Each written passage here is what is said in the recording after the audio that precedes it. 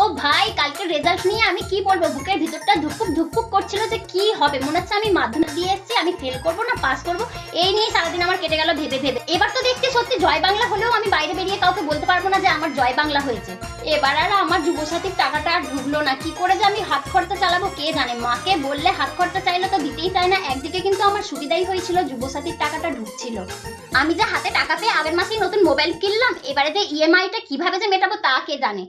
আমি যে জন্মদিন বাড়ি যাবো বলে কালকেই নতুন সবুজ চুড়িদার কিনে আনলাম, ওটা আর আমার পরে যাওয়া হবে না। আমাকে আবার মনে হয় অন্য কালার কিনতে হবে, গেরুয়াটা কিনলেই মনে হয় এবারে ভালো হয়। কালকে তো আমি সারাদিন খালি একবার ফোন দেখছি, একবার টিভি দেখছি, একবার ঠাকুমার ঘরে ছুটে যাচ্ছি রেডিও শুনতে। আরে ভাই, কমসে কম একটা চ্যানেল তো ঠিক দেখা, কোনটা ঠিক রেজাল্ট, কেউ কম দেখাচ্ছে কেউ বেশি দেখাচ্ছে, কোনটা ঠিক খবর বুঝতেই পারছি না। অবশ্যই তো দেখছি সত্যিই রাত্রির বেলা বদলটা হয়েছে। বদল হয়ে আমার আর কি লাভ, আমাকে তো মায়ের কথাতেই ওঠা বসা করতে হবে।